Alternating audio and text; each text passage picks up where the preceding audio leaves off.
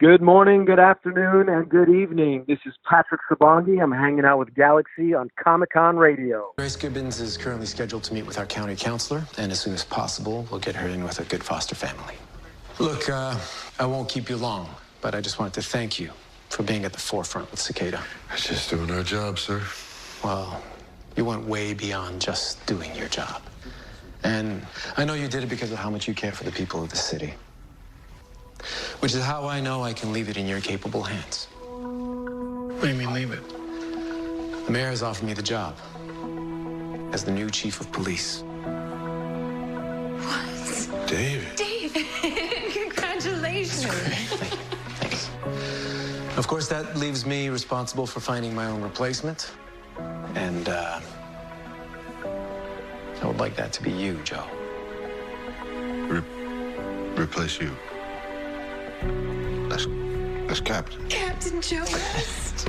Oh, I like the sound of that. And don't worry. If things get dicey as they tend to around here, you'll have plenty of help. Isn't that right, Flash?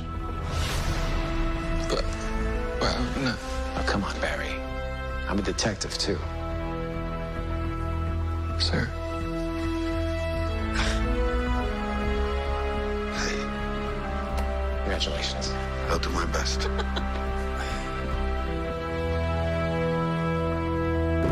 Good morning, good afternoon, and good evening. This is Galaxy signing in for Comic-Con Radio. Coverage of pop culture events from around the globe. Amazing interviews with celebrities. Daily recaps and reviews of popular television. Movie reviews. Everything Comic-Con and fandom from around the globe. Comic-Con Radio. Get ready to enter our universe. Let's go. Good afternoon, good evening. This is Galaxy for another amazing episode of Comic-Con Radio. Today we have a really cool cat in the studio. He's been in many fandom TV shows. You've seen him around. You know who he is. Today we have Patrick Sabongui on Comic-Con Radio. What's up, brother? What's up, Galaxy? So good to be here. Thanks for having me. Thank you for coming on the show. So, you've been around in the fandom universe for a long time. When did it all start for you? I mean, it's hard to pinpoint a real starting point, right? I've been doing this thing. I've been acting and performing for decades. I don't want to age myself, but I'd have to say in terms of the fandom universe, the big turning point in my career was when I did 300. The infamous Frank Miller graphic novel turned into a movie. Such an iconic movie, and it was such a milestone experience in my own career. I played a part. I was on the stunt team. I was there for the whole run of the film, and it really kind of set the bar for experiences in my career. One thing that people don't know about you is that you're also a stuntman, right? You do stunts, and so they get a 2-for-1. But, you know, as your career grown, they probably stopped you from doing that, right? Because you're more of an asset than to throw you around. But do you love stunts? Is that something, you know, more than acting, or is acting more than the stunts? To be honest, I mean, I've always been a physical guy, and I've always expressed myself physically. So, I mean, both things are their own craft, obviously, and their own art form, but I love doing both. And you know when you're a kid and you're playing Zorro or you're playing Cops and Robbers or whatever, you don't stop to pretend because you're rolling around, you know, rolling down the hill now, or you got to chase this guy up a tree now. It's all part of the same act of pretending. So I've been lucky enough in my career to develop both skill sets, and I guess you have to make the distinction because it's professional now. And yeah, as my career evolved, like I had to do less and less stunts or include a stunt team more often. But to me, it's the pure playful act of playing and pretending and being able to do both things has just been a blessing for me. And so really, you know, if I had to choose one, I would choose both. You would choose both. Well, you know. Yeah. As time goes by, you have to choose one. I know stunts is probably in your bones. You know, I was chatting with Clive Standen a couple of weeks ago, and he loves stunts as well. I worked on an episode of Taken with Clive. Great guy. We got along, and we talked about that very thing. And in fact, we had a little action sequence on that show, and we both kind of did the same thing. You go to the producers, and you're like, hey, this is something I think we can handle. And they're like, yeah, we know you can handle it, but it's a liability. So you guys sit back, let the stunt guys do it, and then we'll throw you in, the tank of water or whatever it is.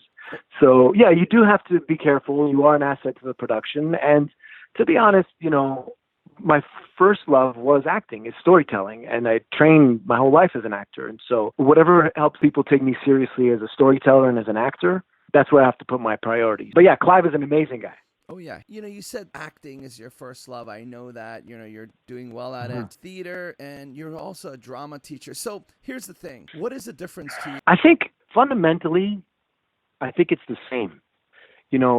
Ultimately, you are embodying a character that has their needs and their wants, and you have to connect to other human beings to get that character what they need. And that really fundamentally to me is the bones of acting. That's the first layer, right? That's fundamental humanity of building a character. And I think that is at the heart of every performance. But then on top of that, you've got tone and style. And the longer I've done this, I know there's always been that distinction between, on camera and theater, but there's so many varieties of TV shows and of films now that it's just an adaptation to the tone and scale of the performance. There are shows that are very contained and the camera's right up in your face and you got to hold everything in. But then there are some scenes or some shows that are really big and really broad, and the helicopter is on fire and you're crashing, you're being Flash, shot at. which is one of those. Yeah. And so there are moments where you have to project and, be big and loud and physical. So I think when we talk about the difference between theater and film in terms of the result, it's the scale and the tone. But you have to adapt to that for every show that you're on anyway. And then there's the process, obviously, which is, I think, to me, the major difference. Theater, you have a lot more time to get to know the character and spend time in the character's shoes and rehearse and explore. And you have a collaborator in your director and in your cast to try to develop this character over time. Whereas in film and TV, you lay the groundwork, but you really have to take what's in the script, make your own choices, and show up ready to bring those choices to life. And you really, especially in TV, you're not going to have a ton of goes at it. You're not going to have time to explore and reinvent and really fail and make mistakes. You got to be pretty close to the mark right off the bat. Absolutely. That's great that you said it this way. Everyone, projects it a different way, says it a different way. Mm-hmm. And it's great that you said it this way because a lot of people do listen. And there's a lot of aspiring actors out there and they kind of want to know. Now, does that have anything to do with your growing up? Now, you grew up in Canada and North Hollywood. I know a lot of things changed there throughout the years. You guys are like a mega hub now. But growing up, was acting in your family? No, man. I'm from a family of psychologists and surgeons and teachers. So, I come from a very academic family, but, they were always very supportive. And I think I always loved school too. I'm going to be honest with you. I loved studying. I loved going to university and I loved academic pursuits. And so I think that helped my family kind of accept and understand what I was doing. To this day, when I get a cool gig, my dad, he's like, "Oh, that's going to look good on a teaching resume." Or he's pushing me to, he's pushing me to write a book. But I dig it. I love learning. And I think that's why I gravitated towards acting, is because I love life and I love learning about all these aspects of life that I wouldn't otherwise have gotten to know. When you get to play a character, right, you have to learn everything about their world. So to me, that's just a way of learning about the world I live in. And if I'm going to be a welder on a show, well, now I get to, be a welder for a month or two and learn what that life is like. So you're looking at it as a more studious point of view. You're looking at it differently. That's cool. You're learning from everything because you're getting some real people to come there and show you how to do it. So that's cool, man. There you go. And you got to go out and research. And you said there's young actors, out here listening to this. And that would be the one word of advice is to build a character, you have to start with research. You have to go out into the world and learn about these other jobs and these other humans and what world they live in. You do have to bring yourself to the table, but really at the end of the day, it's all about research and researching within yourself, but also researching the world around you and being curious and bringing that to the roles, because not every story is written about you. Too many times we worry about how I would say this. I would never say that. I would never do that. Well, it's not really about you. It's about the world that these characters inhabit. And so that's all, you never stop learning. Every character is an opportunity to learn a whole new world.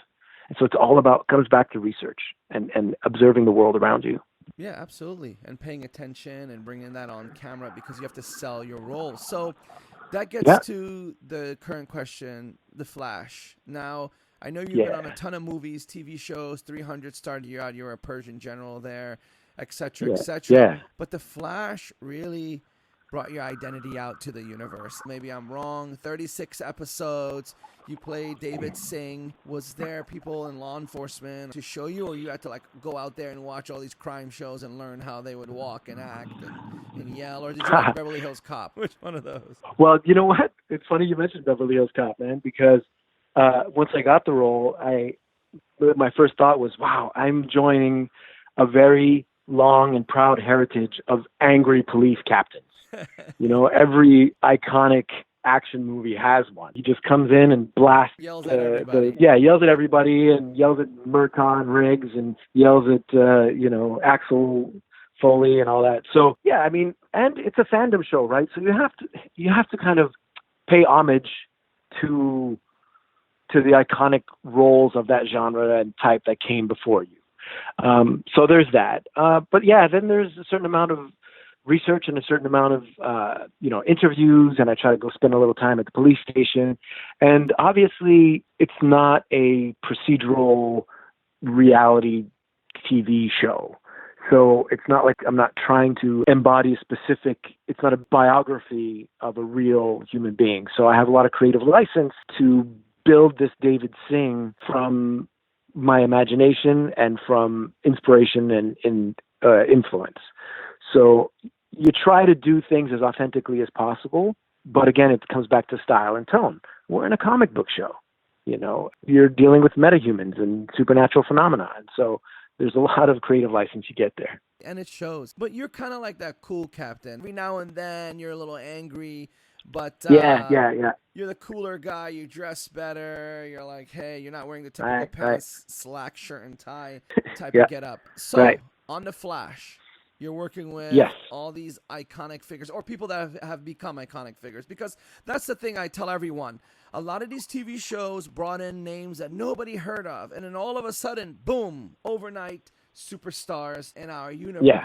Now, I know they're all humans. Who's the messiest person in the cast? The messiest, like sloppiest? Messy, sloppy hour. That's a good question, man. I don't know. Everybody's pretty professional, pretty tidy. I don't want to call anybody out. Yeah, right. They're listening. You know, yeah, exactly. One of you is the messy person. I need to know this. I don't know. Everybody's pretty tidy. I mean, look, Carlos has long, kinky hair, so if that counts, he's the kind of laissez-faire, most artisty, I think, out of all of us. So I'm going to go ahead and throw Carlos under the bus. I know Flash is a big part of your last 6 years. 6 years, man. Yeah, 6 years since the pilot. Yep. Wow. Yeah, and you've been part of it, and you grew your character, and your character is a staple on it. Everyone knows that, and I bet you've been to a ton of Comic-Con events and met the fans, and they probably cry over you and all of that. How does that feel when you step into a Comic-Con and you see people waiting in line for hours just to shake your hand or take a picture? Oh, Galaxy, I got to tell you, man, I'm glad you asked that question. Like, when I first started this job, for the typical things go through your mind, like, oh, awesome, I got a great gig, and it's attached to, a well-known property, and, there's obviously everything that goes with that. But then when I saw the impact that this show and my character specifically has on the audience, it made me feel like I was doing something real. It made me feel like there is value and purpose to what we're doing. What I love about The Flash and Greg Berlanti's shows in general is how inclusive they are and how diverse the characters are in the show. So I have the honor of playing the first South Asian openly gay character in the DC universe. That's really groundbreaking. Yeah, it is. And the fact that he's, South Asian and he's in a position of power and he's all of that, man. It was so groundbreaking at the time. And I love that the CW picked up on that diversity and included that in the show. And I remember when, David came out kind of to the audience on the show and how casual it was and how normal it was. And I got the feedback from the fans was incredible. I got messages from kids in the Midwest that identified with the character and said, "Oh my God, I've never seen a character like me on TV. I didn't know it was okay to be, the way that I am." And so seeing the fans not just love the show and love the universe, but see themselves, and for me to be a conduit to them gaining acceptance of who they are as a human being is like the most real thing to me. And that's the real reward, the real value of playing this character on this show. Very refreshing. And it's great that you can play that character and you're okay with that. Because, sometimes people are like, hey, I'm playing this typecast and this and this and this and this. Whoa, you played everything in one character. It's like they put everything together and you did it really well and fit really perfectly. Oh yeah, fabulous. Thank you. Fabulous job. And thanks, man. And that's what life is, right? I think we oversimplify things in TV sometimes, but life is about intersectionality, man. Life is complicated.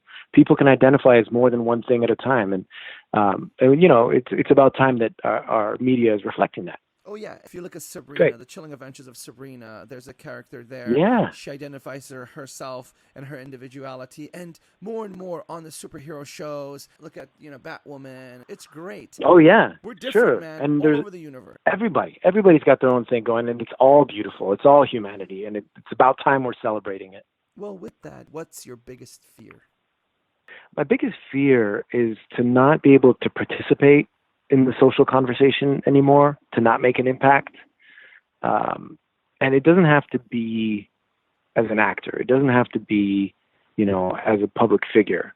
But, I got kids now, and I'm a parent, and I'm seeing the world that we're living in. And the fact that I can participate in this conversation, the fact that I can be a part of helping people accept their own identities and help other people understand each other. Obviously, from my platform now, I have a broader reach. I can play characters. I can participate in social media, and people happen to, stumble upon what I have to say. And so I get to contribute to the social conversation. So my biggest fear is that I don't have the strength anymore, or that I don't have the opportunity to try to make the world a better place. That's really what drives me every day to stay out there and get out there. Isn't it cool that there's platforms now where you can share your feelings? Because 2 decades ago, even 1 decade ago, there was a big block between the screen and the viewer.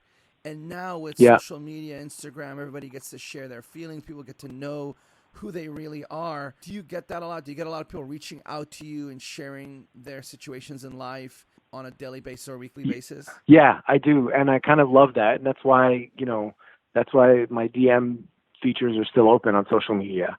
I get to hear from people whose lives I'm affecting, and I try to affect people's lives in a positive way. So to be able to get that biofeedback from people out there in the world, it's validating. In the theater, we talked a little bit about the difference in theater and film and TV is that, in theater, you do the play and you are in the space with those people.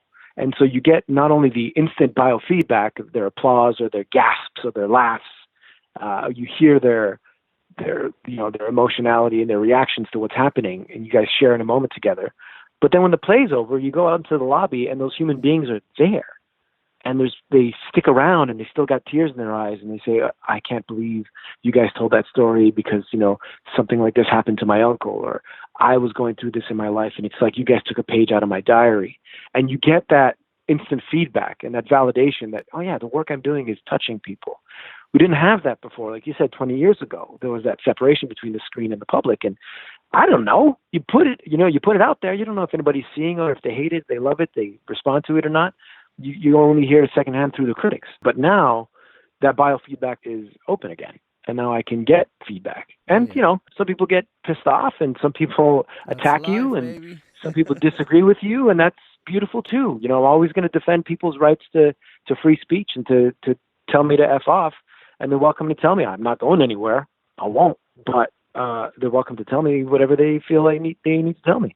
That's a very intelligent response, and it's very cool, and I know everybody's going to love that. But inside sometimes, are you careful what roles you play? Because your wife is an actress. She's also doing amazing, but you have children. Yeah. Are you worried that the things you perform in are going to affect your kids, or do you pick jobs knowing that one day your kids are going to watch it and they're like, wow, that's dad, that's mom? I am very careful. I'm very careful in a specific way, though. I'm very inclusive, and I'm happy to play any type of human being. There to fit that category, basically. Yeah, exactly. But what I won't do anymore, and it has, I've missed out on some amazing opportunities, but I won't play roles that propagate stereotypes. I'm of Middle Eastern heritage. I'm an Egyptian man, and there's a very narrow-minded stereotype of Middle Eastern men in our day and age. And I refuse to play the stereotype mustache-twirling terrorist, ultra-violent, abusive to women, and all those negative stereotypes. Because I believe, sure, there are actual people like that in the world, but it's way overrepresented. And I don't need my kids growing up in a world where people of Middle Eastern heritage are villainized like that. So I've made that choice, and I still get offers to play, the seasoned villain on this new show, and it's going to be 13 episodes and, a whole whack of cash and, could be life-changing gigs. And I've turned those down because the long-term effect of propagating those stereotypes is going to have more of a negative impact on my family than the immediate cash, So yeah, I am careful about the types of roles I play. Hey, man, that's really cool of you to do that because you're looking at the future. And with that, if you had one, like if you had this, what would it be? What would your superpower be if you had one? Ooh, superpower would be to, is this going to be cheesy? It would be to get the ability to make people understand each other. Some kind of empathy power. Where I can make you feel what that person's feeling. I can make you understand the emotional effect or what that other person is going through. Compassion man. I'd be empathy man. I don't know how cinematic that would be, but I think that would be a worthwhile power. You would be sad and crying all the time or glad and happy. Yeah. Either or, right? It's like a flip of a coin. But you know what? I kind of sense this thing from you because everything I'm asking you, you're going back to that caring society, culture, people. Are you that person that cares about the person next to them and really wants the best for everyone?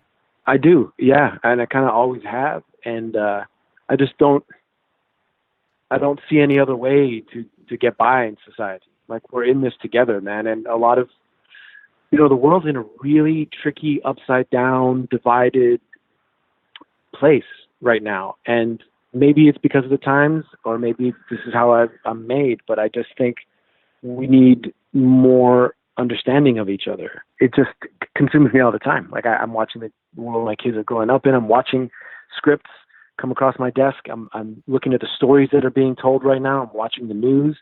And to me, the common thread is humanity needs to get along better. We need to figure out how to move forward together. And it kind of pervades everything I do right now.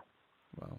Well, with that, what do you think will break the internet finally that you think in your mind? Because, I don't ask these questions to everyone because it doesn't get this deep. Mm-hmm. Yeah, it's deep, right? Don't worry, I'll lighten up after. But what do you think will break the internet? Okay, what will break the internet? I still don't know how Bitcoin works, but I do think that opened a Pandora's box about decentralizing the economy. I think there is a new global economy on the horizon that we don't understand yet. The democratization of information and of media, and how, anybody can make content and put their ideas out into the world. It's kind of decentralized. If there's any Hollywood execs out there, I'm not trying to talk myself out of a career, but we don't really need a centralized studio network system anymore. We just need good stories. And I think the same thing is true for the economy. We don't need centralized banks anymore. A few people controlling everybody's money, I don't think that's the way of the future. And I think ultimately something's going to happen with the new economic system on the internet, and that's just going to change the entire world. Wow. Hey, man, that's a good thought right there. It made me start thinking. I'm like, scary. Am I in my studio? Am I on a radio show? Or I'm just going to go later and take everything out and buy gold? Because that's what Just go back to gold. That's Just go back it. to the barter system. Gold teeth, gold watch, everything like that. Yeah, diamonds, baby. So, Yeah. Patrick, you're a very empathetic person. You know, you have a lot of feelings. But I do. if you want to tell everyone, what's like the most useless talent you have? The most useless talent? Yeah. I don't know if it's useless, but I just came from the art supply store and I got these rolls of like dry plaster, and I'm going to make masks with my kids later today. And I had an idea for masks where I don't want to give away my idea, but I'm going to build magnets into it so I can like change the mask's facial expression.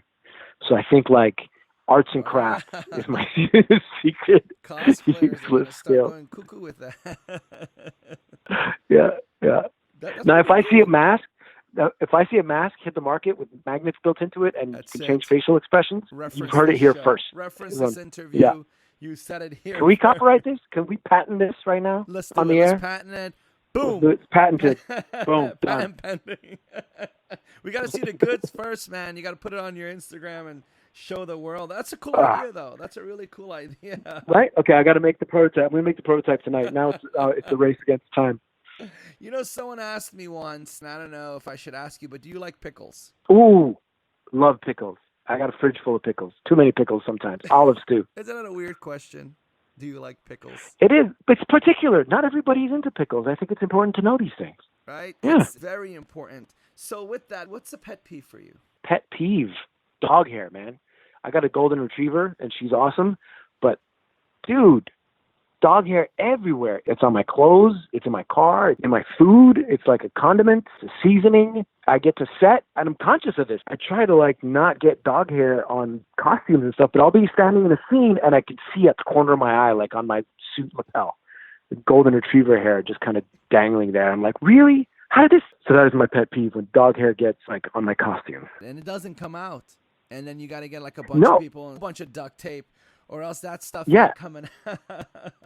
And you find it everywhere. Like, I'll travel, right? And my dog's here right now in Vancouver, and like I got to go to New York next week, and then I'll be in LA. And like one of the great joys is like being away from all the dog hair everywhere. I'm like posted up in a hotel, and I'm like, yes, I can walk around with my socks and not have them look like Furbies by the end of the walk, you know?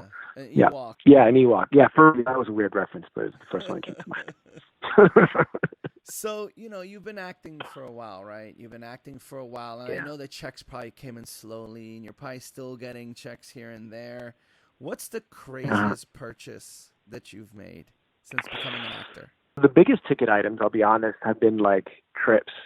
My kids are really into musicals, so every now and then we went to New York recently and just splurged on musicals, you know, and like those are the big ticket items, but I wouldn't say those are the craziest thing. The craziest purchase I made, I bought, and it's kind of embarrassing to say, it was this rap party for Immortals, a movie I did, and there was this T-shirt. It was this like summer themed party, and I was like, "Oh, this T-shirt's perfect." And I took it to the counter, and she said, "It's $350." I was like, "This is what, for a T-shirt?" And she said, "Yeah." And I was like, "Yeah, but the color is just so nice, and the fabric is perfect. Let's do it." I bought a $350 T-shirt once. Did you wear it afterwards? No, I still have it like it's right here in the drawer next to me. I wore it that one time, and I'm like, I can't believe you bought this thing. It's not like I can sell it, or can I? I don't know. But it's just kind of a reminder of like, yeah, I could buy a $350 T-shirt now and then. I've worked hard. There you go. You worked hard. Now, you know what you should do? Take that shirt and get it signed by all your cast members, and then it could build value, and then it'll be worth thousands of dollars, not just a price tag. I should have done that. You probably already done that. Well, you know No, why I say sitting- that, right?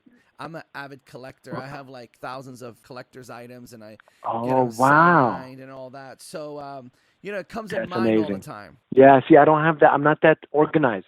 You know, every now and then I have to go through my drawers, and I'm like, I don't want this anymore, and I got to get rid of things. Like, I'm not good at collecting and organizing and keeping things neat. So, yeah, I admire that skill in people, but that's not me. It's the nerd I in dig me it. that jumps out every now and then. Hey, nerd is the new cool, man. Hey, it is the new cool. They're all Yep. 4-letter words. It is. And it's if you could do anything, That's right. man, again, what would you do? If you could do anything. If I could do anything, Yeah, anything. Just have a reset and like start over and do it again to perfect yourself. What would you do? I don't know. That's a tough one, man. I'm so It is, grateful. It is. Captain, you got If I could this. if I could do anything, I mean, my mind just goes to spend more time in the mountains. I used to climb a lot and go mountaineering a lot and spend a lot of time at altitude and on glaciers and stuff. And, life kind of intercedes and I prioritize other things. But if I could do anything, I'd go back to the ice, man. Go back to the mountains. That's cool. Hey, man, we're starting to gather who you are. Patrick is becoming well-established. A full picture. That's it. I got your picture. Imagine I'm a full human being, man, like we talked about. It's complicated. Who's your celebrity crush? Ooh. I don't know if it's weird to say, but it could be a dog. It could be a squirrel. Yeah, I know. Well, the first thing that comes to mind is like Antonio Banderas. Oh, I grew up why is thinking that he's just so slick and powerful, and he's got a capacity for emotionality and vulnerability. And I remember when I was a young actor, and he's got a sense of humor, thinking like, yeah, man, that's what it's all about. Like he's the total package. Antonio Banderas. Antonio Banderas. We're going to go ahead and send this interview to him so he can hear you. And oh my God. I would totally, if I had to work with him, man, I don't get starstruck often, but I would definitely have to pull myself together. So if you had the opportunity right now to drop everything and work in a movie or TV series with him, would you do it? As long as I wasn't playing the bad guy terrorist, yes. With the twirling mustache. Yeah, exactly. I'll play a villain. Don't get me wrong. I'll play a bad guy. But I won't play that stereotype of Have they ever made terrorist. you do any accents, any weird accents? Oh, yeah, man. That's kind of, I cut my teeth on accents. And, I studied acting for a very long time, and that was an area of particular interest to me was accents, dialects, the use of language in general. I'm just always fascinated by how characters are defined by the way they use their voice and their language. And so I studied that, and I worked on accents and dialects a lot. So yeah, I remember one time building my demo and putting scenes together and realizing wait a second, I need to put some scenes in here where I'm not using a foreign accent. Because watching this, I couldn't tell what my native, accent or dialect was. But yeah, I've done everything from Russian to Latino accents, a lot of Middle Eastern accents, French accents. Played a Greek guy once. Which one's your best if you could do one? I'll only answer that if you promise not to make me do one right now. You don't have to do it. No, don't. You could do it later. Yeah. I don't know. There's a couple of accents that I grew up with, and I had them in my ear. Just the French Canadian accent is very particular. That I really have fun doing, and my wife gets a kick out of it. So there's the Quebecois accent, I guess, that comes pretty naturally. Obviously, the Egyptian Arabic accent. That's cool. I've been playing around with the Russian accent. I just had to lay one down. That was an Armenian guy who was raised in Russia and then living in the American South for a while. That's a tricky one. Yeah. Well, speaking of intersectionality, right? We have these stereotypes of accents, and the world is so much more complicated than that. I remember being in Jamaica, and there was a German woman who had learned to speak English in the hills of Jamaica. So she had this really thick Jamaican German accent, making sounds that I'd never even knew went together. But that's the kind of thing that fascinates me about accents and dialects. Well, that leads us to this part, okay? Now we're going to play a little game here, okay? Now I'm going to name you some actors, and at the end we'll see which one's your favorite actor. Are you ready? Oh, boy. Okay. Scarlett Johansson or Angelina Jolie? Ooh, I got to say Angelina. Angelina Jolie or Charlize Theron? What? That's tough. She can. I want to ask parameters. I want to know. I want to know the rules of the game. But I'm going to stick with Angelina. Okay, Angelina or Jennifer Lawrence? Oh. See. Oh. I've worked with both of them briefly, but I'd say Angelina Jolie. Angelina or Meryl Streep? What, man? That's hard. Meryl is a legend. She kind of paved the way for so much. But Angelina is like, I grew up with, her iconic work and now her humanitarian work and now the stories she's telling. So if I'm going to include the whole human and not just the body of straight acting work, I'd have to say Angelina.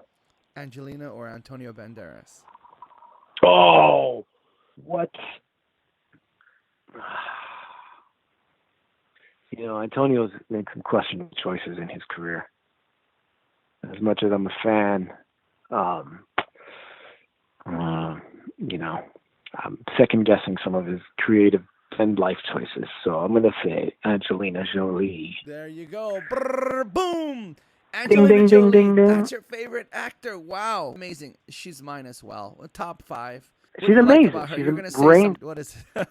Give us the juice. I just love like she'll go from, she'll play something like Maleficent and then go and tell a heartfelt story about, some serious social issues and, play a mom whose children have been torn away from her. And she's just got this range and this impact. And then she'll do something like Lara Croft and be like an action hero. And she'll do each of them with such grace and specificity and humanity. And then she'll go in her personal life, do these incredible things with her power and influence. I just really admire her career and her as a person. Yeah, absolutely. She knows how to work it, and she's Yeah. a great performer. She's a great character actor as well, because Maleficent is a character, and she does play a lot of characters. Totally. Do you notice that? Yeah, well, that's, going back to our conversation about the difference between theater and, and film and TV, like, her performance in Maleficent is both of those things. You can take that performance as she performed it and put that on a Broadway stage. The scale and size and, theatricality of it. And then you jump into a close-up and she's just intimate and, like intense and contained. And she'll do it all in one character. How lovely is that? Now we know. Look at this. Right? I know. The book is I'm starting. a fan. I only want to ask, if your life was a movie, what would it be like? Because we already know. We already know most of it. But I know it's not going to happen in a 45-minute conversation, and especially not today. But here's the thing. You've worked on many shows, many different locations all over the world. Has anything paranormal ever happened? This was, and nobody's standing behind you right now either. Yeah. I saw a UFO once. Really? Yeah. Nice. I don't know if aliens were flying it or if it was some kind of, military experimental shit, dude but that bought it from Comic-Con. yeah, maybe. Yeah, maybe it was just like a fan ship.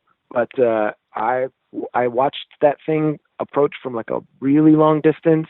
I pulled over. I was in the car when I first saw it, pulled over and looked straight up, and it was right over me. And I still, to this day, don't know what it was, but I'd never seen anything like it before or since.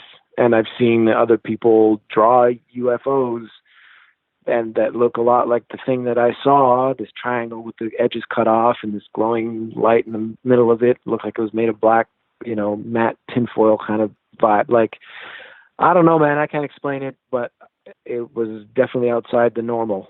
I Paranormal. absolutely believe you. And, now that the fans know this, I think this is a good point for you to really pursue this, because that's an amazing situation. So was this like in Canada? Where was it? Somewhere like clear? Wow. Yeah. It was it was in Montreal, just outside of Montreal. I was driving back from up north.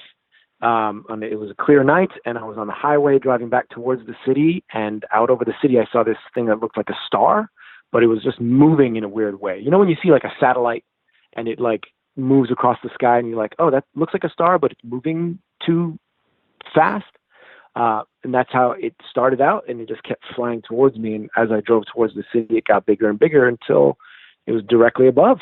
And I stopped the car, got out, looked up, and it was, directly above the highway where I was. And then I watched it fly out over the city, and it was completely silent. And I got to where I was going. I was going downtown. I was actually opening a bar called Baker Street with some of my closest friends, and they're like, "Why are you late?" I was like, "Oh, I had to pull over and look at a UFO, and it looked like this," and I drew it on the napkin, and they're like, "All right, Sponge, get behind the bar because you got to start making drinks."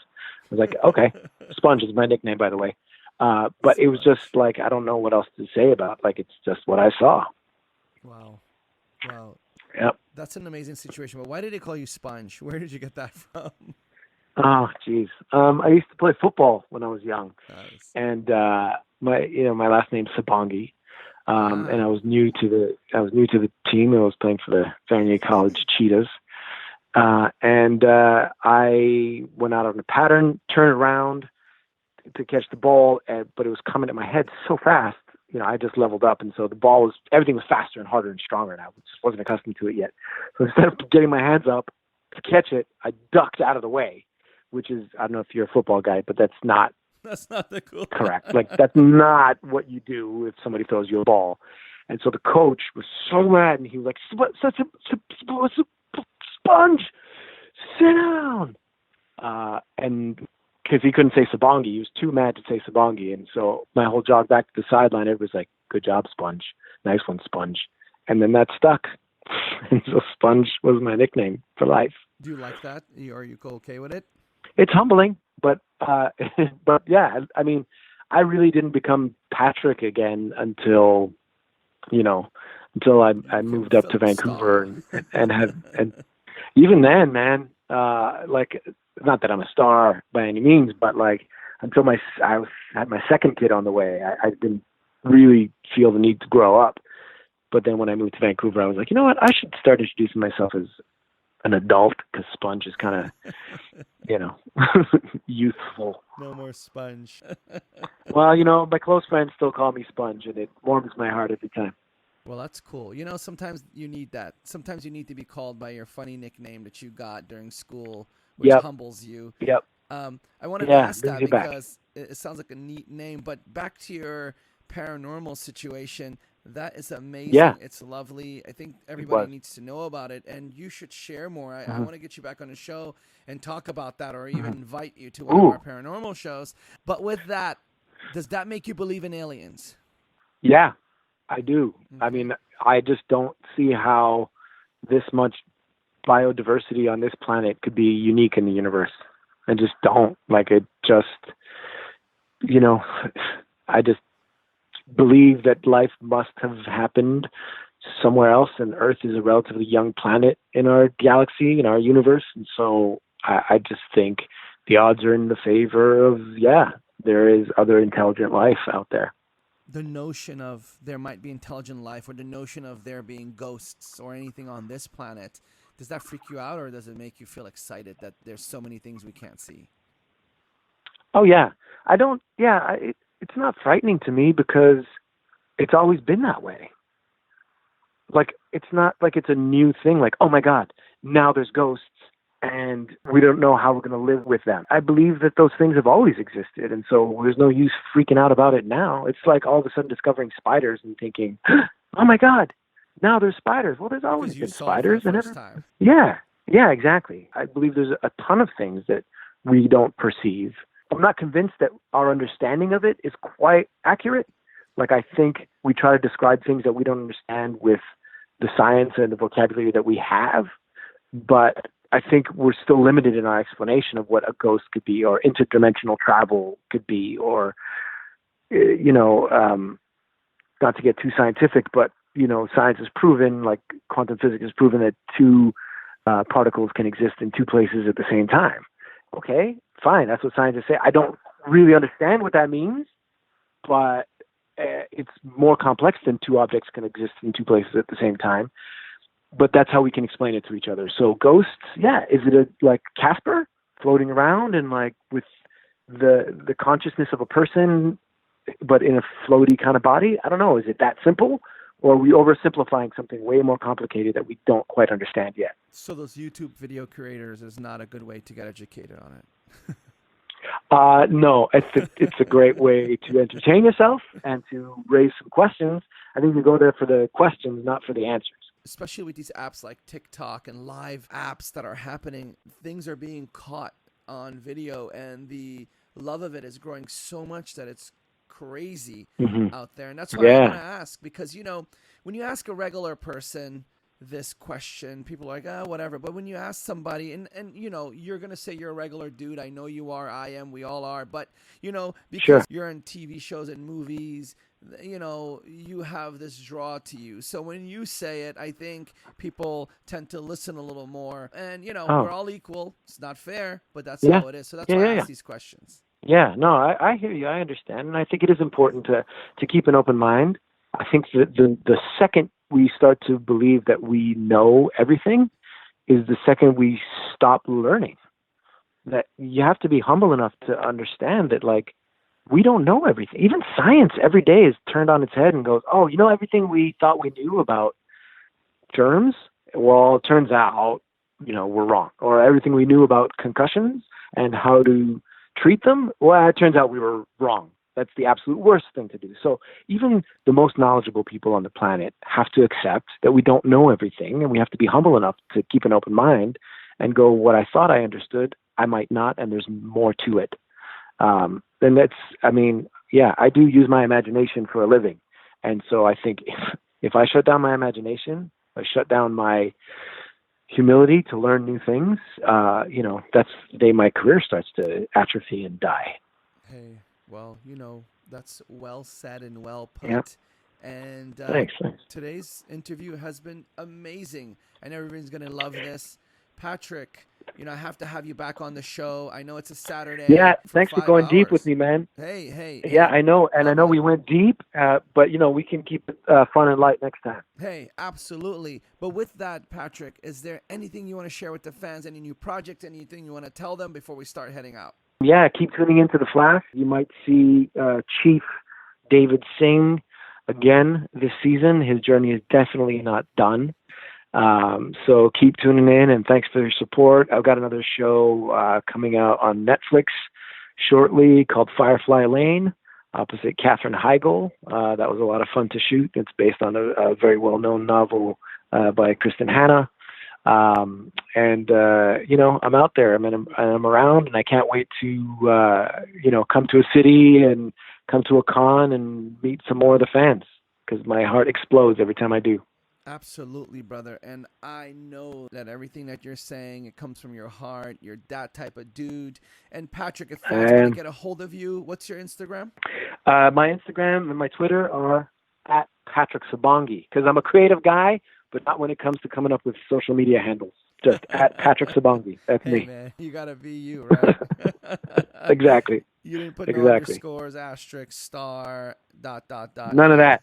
Straight up alphanumeric. Straight up, straight to the point. And that's me. Yeah, that's wonderful. So Patrick, man, lovely to have you on. That's why I didn't really want to ask you too much about The Flash. We know you're on The Flash, and I know you can't share anything for episodes to come. So, and everybody that watches this or listens to this show has already seen the last episode. So I wanted to get deep, want to talk about everything else, and I can't wait to have you back on because I have 1,000 more questions to ask you. But Patrick, with anytime, that said, man, be my pleasure. Lovely. And with that said, Patrick, good morning, good afternoon, and good evening. This is Galaxy with the cool Patrick Sabongui on Comic-Con Radio. Patrick, we have to blow 1 billion kisses to the fans so they can keep it and watch The Flash and use your kisses. Are you ready? I'm ready. 3, 2, 1, mwah, billion kisses. There you go. Look at that. Chief, Commissioner, Captain, all of the above.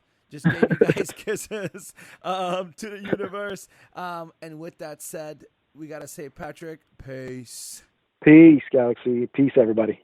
Good morning, good afternoon, and good evening. This is Galaxy signing out from another amazing episode of Comic-Con Radio. Tune in for your daily shows of Comic-Con Radio. Go to comiccon-radio.com. Reach us on social media. Instagram at Comic-Con Radio. Comic-Con Radio, taking the world one listener at a time. Hey, thanks so much, man. Thanks for coming on that journey with me. Quite a ride. Very cool, intelligent man.